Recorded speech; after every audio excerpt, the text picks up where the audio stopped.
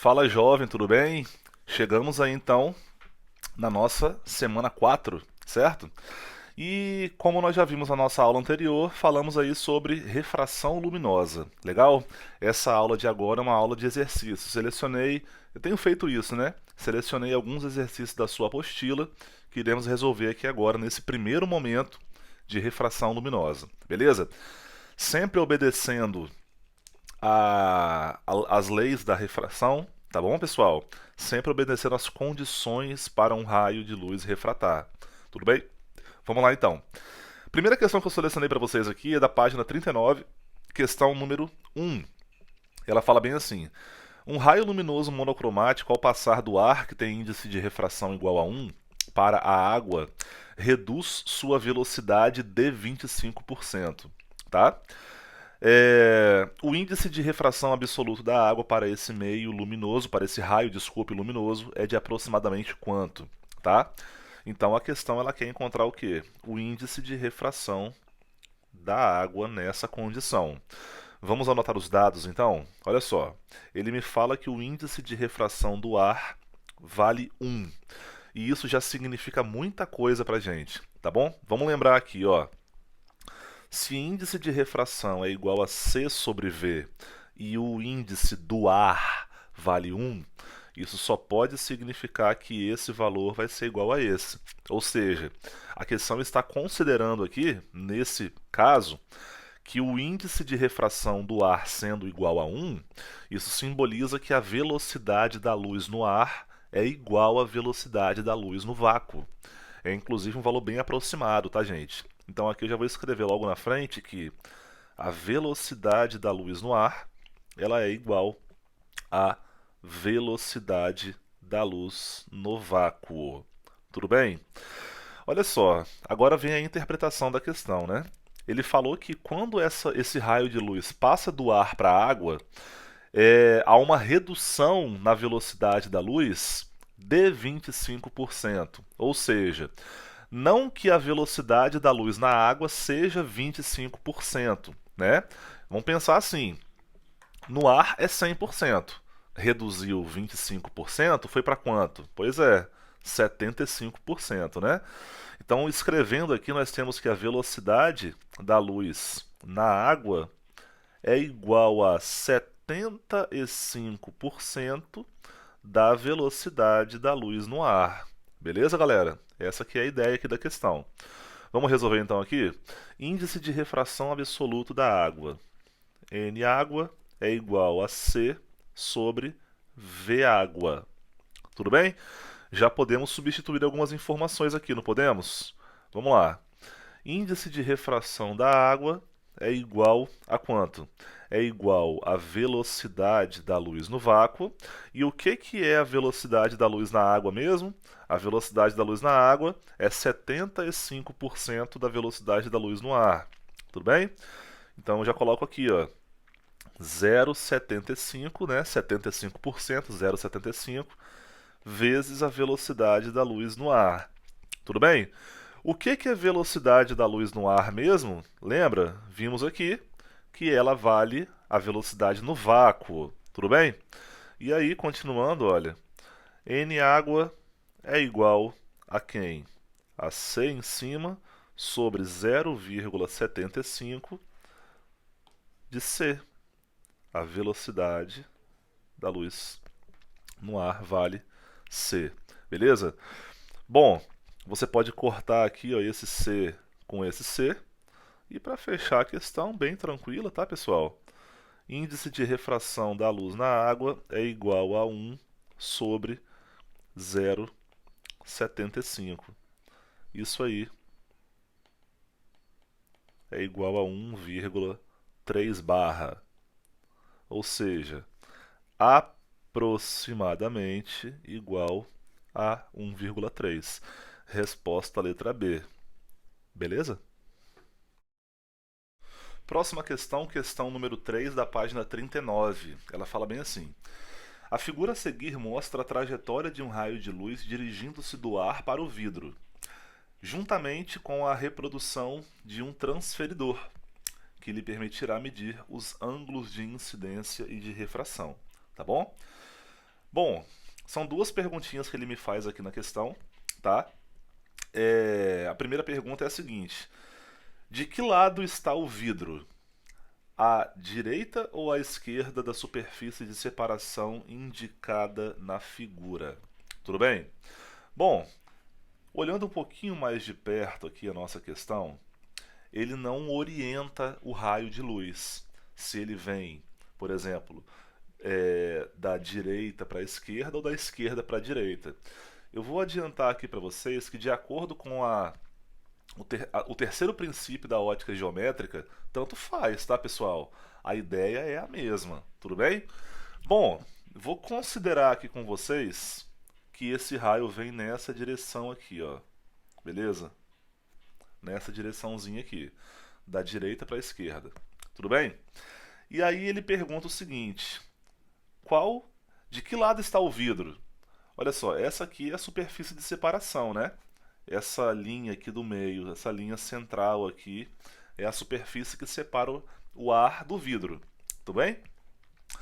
Aí ele pergunta do lado esquerdo ou do lado direito. Basicamente isso aí. Olha só, para você ver melhor essa questão, olha o que eu vou fazer. Eu vou girar esse desenho aqui em 90 graus, tá? Mais ou menos assim, ó. Beleza. Um zoomzão aí na questão, né? Muito bem. Então esse aqui é o raio que é incidente, esse aqui é o raio incidente e esse aqui é o raio refratado. Tudo bem? No ponto de incidência, sempre traçamos aquela retinha que nós conhecemos pelo nome de normal, tá? Entre o raio incidente e a normal, eu tenho o ângulo de incidência. Tudo bem? Entre o raio refratado e a normal, eu tenho o ângulo de refração. Então, assim, galera, a interpretação desse problema aqui é o seguinte: o ângulo de incidência, nesse caso aqui, que seria esse ângulo aqui, ele é maior do que o ângulo de refração, que no caso está aqui do outro lado. Olha bem aí, olha direitinho. O ângulo de cima, ele é maior do que o ângulo de baixo, tá? Ou seja, o que aconteceu aqui nessa refração? Aconteceu que o raio refratado nessa condição aqui, ele aproximou-se da normal, ele ficou mais perto da normal, beleza? Ou seja, isso acontece quando a luz ela refrata para um meio que é mais refringente, tá? Então, se aqui houve uma aproximação da normal, significa que nessa região aqui eu tenho, portanto, o meio que é mais refringente, o meio que tem maior índice de refração, que no caso é o vidro, tá? Então, respondendo aqui a questão, esse aqui é o lado que está o ar e esse aqui é o lado que está o vidro. Tudo bem? Galera, o argumento eu acabei de falar para vocês, tá? Eu não vou escrever aqui não, beleza? Qualquer coisa, volte no vídeo para você ver a argumentação e aí exercite também a sua escrita, tá? Ouça o que eu falei, aí escreve com suas próprias palavras, mas o vidro está do lado esquerdo. Tudo bem? Letra B. Na letra B ele pede: determine com o auxílio das informações a seguir o índice de refração do vidro em relação ao ar, tá? Vou até te dar uma dica logo em questões de refração, tá, pessoal? Sempre quando eu tenho índices de refração pedindo, né, por exemplo, índice de refração, e a questão me dá ângulos, inclusive aqui a tabela de seno do ângulo, não tem muita coisa para fazer se não utilizarmos aqui a lei de Snell, tá? Lei de Snell Descartes. Beleza? A lei de Snell é aquela que diz que o índice de refração de onde a luz está saindo, que no caso aqui é o ar, multiplicado pelo seno do ângulo de incidência, vai ser igual ao índice de refração de onde a luz está entrando, tá? Que no caso aqui é o vidro, NV, tá? Vezes o seno do ângulo de refração. Seno do ângulo de refração. Vamos continuar essa questãozinha aqui em cima. Vamos lá. Ele me pede aí o índice de refração do vidro, certo? Então já vou isolar esse índice aí. Vou trazer para cá, né, o seno do ângulo de refração. Índice de refração do ar multiplicado pelo seno de I dividido pelo seno de R é igual ao índice de refração do vidro, tá bom? Índice de refração do vidro vai ser igual a quanto? Vamos lá. NA vale 1. Qual que é o ângulo de incidência? Vamos ver de pertinho aqui, olha. Aqui está o zero, né? Então, se você parar para pensar, ele vai pulando de 10 em 10 até chegar ao 90 aí, por exemplo, né? Então, olha só, do zero, 10 graus, 20 graus, 30 graus, 40 graus. 40 é o valor do ângulo de incidência, ó. Vou até escrever aqui, ó. Seno de 40 dividido. Qual que é o ângulo de refração, então? Cada marcaçãozinha aqui dessa vale 10 graus, certo? Então aqui, ó, o nosso raio refratário está aqui. Então, 10 graus, 20 graus, 30 graus. Beleza, galera? Então, eu tenho aqui o seno de 30 graus. Beleza? Bom, o seno de 30 graus é uma coisa conhecida de todos vocês, tenho certeza disso, tá? Só que o seno de 40, ninguém fala muito sobre ele. Mas aqui na tabela eu tenho essa informação de que o seno de 40 é igual a... Tá aqui, ó. Seno de 40 vale 0,643. Beleza? 0,643. Então vamos lá. Índice de refração do vidro é igual a 1 que multiplica 0,643 dividido por 0,5, tá? Pessoal, uma dica rápida e muito simples para vocês aí, pode ajudar muito, é que quando você divide alguma coisa por 0,5, por meio, é a mesma coisa de você multiplicar esse número de cima por 2, tá? Então aí 0,643 dividido por vezes 2, perdão, isso dá 1,286, que é o índice de refração do vidro. Note que a matemática, galera, nos levou a uma condição que é plausível, tá? O vidro ele tem índice de refração maior do que o ar, beleza? O índice de refração do ar vale 1 e, no caso, o índice de refração do vidro é maior do que o 1 aí, beleza? Bom, pessoal, essa foi a nossa segunda questão. Nossa próxima questão é a questão número 4 da página 39, tá? E essa questão diz o seguinte: uma haste luminosa de 2,5 metros de comprimento está presa verticalmente a uma boia opaca circular de 2,26 metros de raio, que flutua nas águas paradas e transparentes de uma piscina, como mostra a figura, certo? Então aqui eu tenho a boia, né? No meio dessa boia tem uma haste. Essa haste luminosa, ela emite luz, tá? Segundo a questão aí, beleza? Em razão da presença da boia e ao fenômeno de reflexão total, apenas uma parte da haste pode ser vista por observadores que estejam fora da água. Aí tem o desenho e as considerações lá embaixo são as seguintes.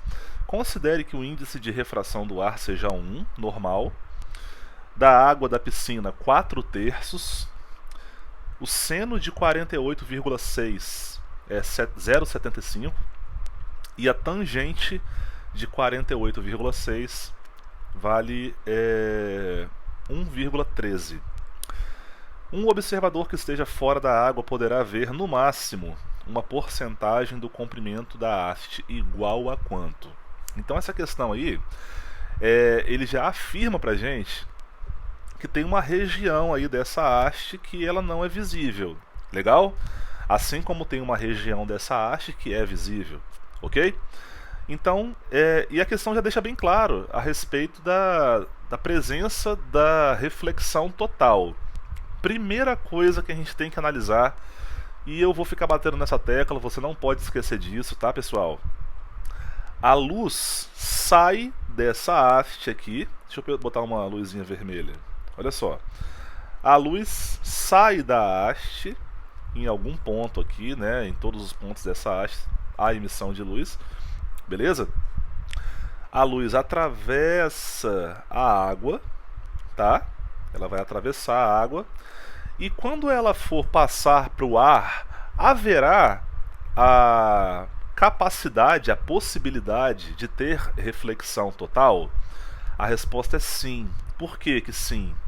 Porque o índice de refração da água, que é o meio de onde a luz está saindo, é maior do que o índice de refração do ar, que é o meio para onde a luz estaria entrando, por exemplo. Beleza? Então veja bem, pensa comigo, rapaziada. Qual é a parte que seria visível fora dessa piscina, dessa nossa haste luminosa aqui? Seria a região de baixo ou seria a região de cima, né? Consequentemente, a região de baixo, alguma parte da região de baixo, ela é visível, tá? Então eu vou assumir aqui com vocês, por exemplo, que eu tenho aqui embaixo um ponto que eu vou chamar de X. Eu tenho aqui em cima um ponto que eu vou chamar de Y, beleza? E esse segmento XY, ele será um segmento visível. Guarda essa informação, beleza? A partir de Y, essa região aqui de cima, ela já não é mais visível por conta do fenômeno de reflexão total, tá? Então o que eu vou falar com vocês aqui? Por exemplo, um raio luminoso partindo do meu Y, tá? Que a partir dele não é mais visível a minha haste. Um raio luminoso vai atingir essa extremidade, por exemplo, direita da minha boia, tudo bem? E a partir desse ponto, haverá o quê? Aquela passagem do raio luminoso não refratando e nem refletindo completamente. E sim, deixa eu até desenhar melhor para vocês aqui, e sim atravessando a linha que separa o ar da água. Tudo bem? Lembre-se, esse ângulo aqui, ele vale 90 graus, tá? E o que eu estou querendo com isso aqui, pessoal? Basicamente, o que eu estou querendo com isso aqui? Nessa situação aqui de cima, vamos pensar aqui qual que é o ângulo de incidência, porque o ângulo de reflexão já é o de 90 graus, tá bom? De reflexão, perdão, de refração, tá? Olha só, eu vou utilizar essa linhazinha aqui de cima e vou continuar ela aqui para baixo como sendo a nossa normal, beleza? Entre a normal e o raio que refrata, eu tenho o ângulo de refração, já vale 90, tá? Agora, eu tenho aqui que esse aqui é o ângulo de incidência. Esse ângulo de incidência eu vou chamá-lo de alfa, tá? Alfa, beleza? Bom, essa minha normal, ela é paralela com a minha haste, concorda comigo? Então eu tenho aqui ângulos alternos internos, tá bom? Primeiramente, eu vou assumir com vocês também que o meu ângulo de incidência, o meu ângulo alfa, ele será o meu ângulo limite, tá? O ângulo limite, lembra que é o ângulo crítico para acontecer esse tipo de transição da luz. Ela nem reflete totalmente, nem refrata, ela anda entre os meios. Tudo bem? Então eu vou calcular esse ângulo limite com vocês, tá? Da equação de ângulo limite, nós temos o quê? Bom, o seno do ângulo limite, como nós vimos na nossa aula de teoria, a aula que também está postada aí no plural, é igual ao índice de refração menor, né, que seria onde a luz entraria, que no caso aqui é o ar, dividido pelo índice de refração maior, de onde a luz está saindo, tá? Saindo. Seria no caso então a água. Beleza? Olha só. seno de L é igual ao índice de refração do ar dividido pelo índice de refração da água, que no caso vale 4/3. Tudo bem? Então, o seno desse ângulo aí, repeti a primeira, já multipliquei pelo inverso da segunda. Esse seno, então, seno do ângulo limite, vale 3/4. 3/4 é o famigerado 0,75. Tudo bem? 0,75. Meus queridos e minhas queridas, assim, falando sinceramente para vocês, eu não sei de cabeça qual que é o seno do ângulo que resulta em 0,75. De cabeça eu não sei mesmo não. Só que se você olhar para cá, ó, a questão fala que o seno de 48,6 vale 0,75, tá? Essa é uma informação que ele me deu na questão. Então, com isso, eu já consigo prever o seguinte, que, portanto, o ângulo, ele é o ângulo de 40, quanto mesmo? 48,6. 48,6 graus. Esse é o meu ângulo limite, tá? Agora vamos analisar aqui o desenho, tá, pessoal? Olha só.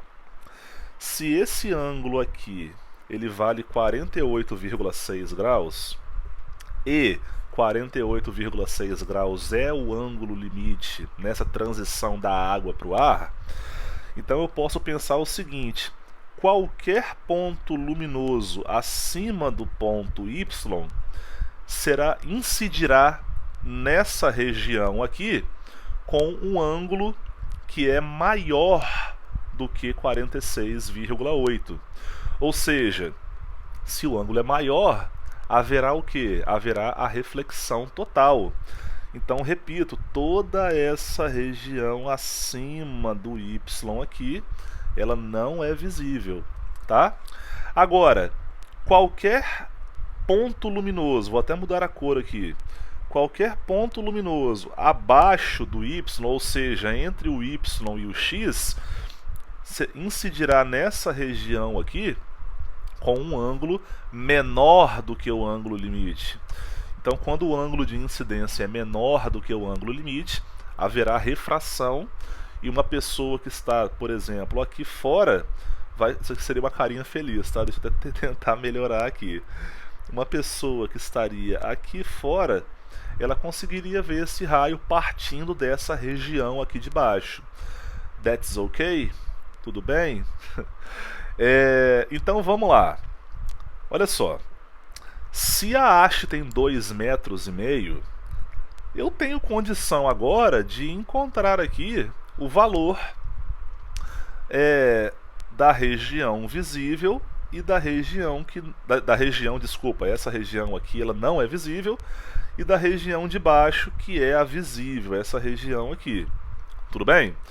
O que eu posso fazer aqui agora com vocês? Olha só, eu conheço esse ângulo, eu conheço o cateto oposto a esse ângulo, tá? E assim, eu posso descobrir o comprimento da região que não é visível. Sei lá, vou chamar essa região aqui essa altura aí de Hzão, por exemplo. Legal? Sendo que o meu Hzão, ele não vai ser então o cateto adjacente do ângulo alfa, que é o nosso ângulo limite, que vale 48,6 graus, não é verdade? Então, rapaziada, olha só, qual que é a relação trigonométrica entre cateto oposto, cateto adjacente e o ângulo que eu conheço que satisfaz essas condições? Respondeu certo, jovem. É a tangente. Professor, eu não sei qual que é a tangente de 48,6. Nem eu. Temos isso em comum. Só que a questão ela fala para mim que a tangente de 48,6 vale 1,13. Tudo bem? Então, vamos fazer o seguinte. Olha só, vamos calcular aqui então o valor desse Hzão, tá bom? Vamos lá. Então nós temos o seguinte aqui. A tangente do meu ângulo limite, eu vou usar a letra por enquanto, tá? Será igual ao cateto oposto dividido pelo cateto adjacente, tá?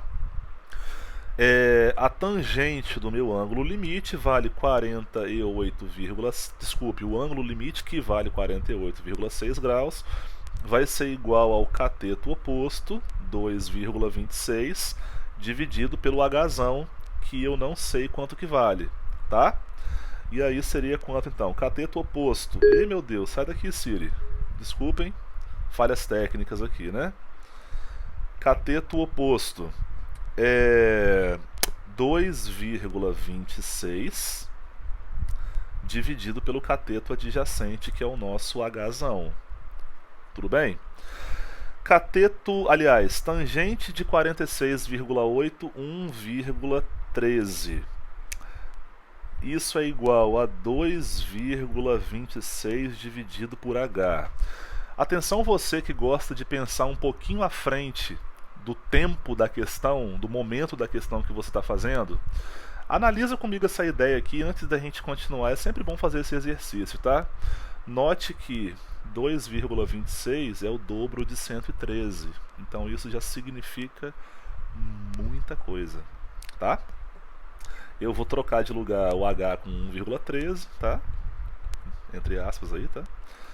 2,26 dividido por 1,13 é igual a 2 metros, então. Beleza? Se eu chamo, por exemplo, a região visível, por exemplo, de um Hzinho, sabendo que tudo vale 2,5 metros, tipo assim, ó, Hzão, vou até mudar de cor aqui para vocês. Hzão mais Hzinho não dá 2,5 metros, não é o total? Então eu sei que Hzinho é igual a 2,5 metros menos o valor de Hzão, que no caso, esse Hzão aí vale 2 metros. Portanto, o meu Hzinho é igual a 0,5 metros. Ele não me pediu o valor, apenas o valor da região visível. Ele me pergunta aqui, ó, um observador que esteja fora da água poderá ver no máximo, uma porcentagem do comprimento da haste igual a quanto? Então a ideia é a seguinte, galera, olha só, concluindo a questão, vou fazer uma pequena separação aqui para vocês. Eu sei que 2,5 metros, que é o total, portanto vale 100%, tá? A região visível, ela compreende aí meio metro. Isso aí será x%, por exemplo. Fazendo a multiplicação cruzada aí, por exemplo, posso cortar metro com metro, tá? 2,5x é igual a 100 vezes 0,5. Isso aqui dá 50, tá? X é igual a 50 dividido por 2,5. Portanto, x é igual a 20%. Beleza? Recapitulando aqui a questão, tá, gente? Eu primeiro, nessa região aqui, quis descobrir qual que é o valor do ângulo limite. Para que eu fiz isso, né? Qualquer ponto acima desse ponto máximo de iluminação que a luz pode passar não seria visto. Então eu achei o ângulo limite nessa região aqui, considerei esse ângulo limite para encontrar o valor de Hzão com a tangente, né, do nosso triângulo aqui, ó, esse triângulo que sobrou aqui. Encontrei o Hzão, que é a região não visível. Com a região não visível, encontrei a região visível. E aí uma simples regra de 3 aqui do lado, para falar que o comprimento total vale 100%. Tá, e o comprimento visível vale quantos por cento? Concluímos que vale 20%. Resposta, letra D. Show. Bom, última questão aqui que eu separei para vocês, tá? Apesar do desenho, você reparar que tem um prisma por aí, essa questão não fala de prisma propriamente dito em si, como veremos numa próxima aula, tá, pessoal? Questão 5 da página 40, ela fala bem assim: um raio de luz monocromática incide perpendicularmente em uma das faces de um prisma equilátero e emerge de forma rasante pela outra face. Então esse raio de luz ele incide nessa região aqui perpendicularmente, como nós vimos na nossa aula de teoria a respeito dessa introdução da refração luminosa. Quando um raio de luz incide perpendicularmente numa superfície refratável, ele não sofre desvio, tá? E aí ele emerge, ou seja, ele sai desse prisma aí de forma rasante, ou seja, ele percorre aqui a divisão entre o prisma e o que está fora do prisma. Tudo bem? Vamos lá. Considerando e supondo que o prisma imerso no ar, cujo índice de refração vale 1, índice de refração do ar é igual a 1. O índice de refração do material que constitui o prisma vale quanto? Quanto que é o índice de refração desse prisma aí? Legal? Gente, vamos lá. Olha só, vou virar meu desenho para você enxergar melhor aqui a brincadeira, tá? Nós vamos brincar de geometria falando de ângulos agora, tá bom? Olha só, nessa região aqui haverá a incidência desse raio de luz vindo do prisma. Lembre-se que eu posso trabalhar nesse caso com o ângulo limite, porque a luz sai aqui de dentro e vai, entre aspas, aqui para fora. Ou seja, a luz sai de um meio mais e ela caminha para um meio menos refringente. Essa é a condição que pode aparecer sim no meu ângulo limite. Beleza?